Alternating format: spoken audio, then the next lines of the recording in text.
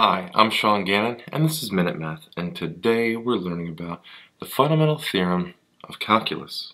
Minute Math, when you need help you use Minute Math.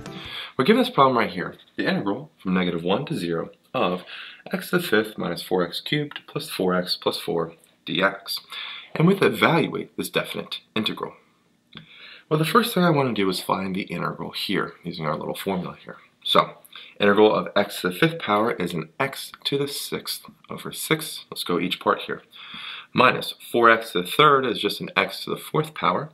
And then integral of 4x is just 2x squared. And the integral of 4 is just a 4x. Okay, and make sure I got all. We're good. So we're integrating this from a to b, a value being -1, and our b value being 0. And so what this does now, we have the integral here. We don't have the plus c because we're doing a definite integral, and that's our f of 0 minus an f of -1 here, okay? So now we're going to plug 0 into our function and a -1 as well, and we're subtracting. I love when zeros go in because a lot of stuff basically just cancels.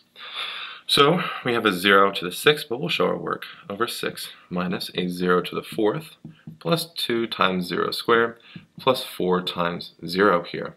Okay, pretty easy, just plugging 0 into our function. Minus, same thing, but we're plugging -1 into our function again. -1 to the 6th over 6 minus a -1 to the 4th power plus 2 times a -1 squared plus 4 times a -1. Okay? From here, all right, we gotta simplify. Now, luckily for us, or I've done it all, this whole first part, our f of 0, comes out to be a 0.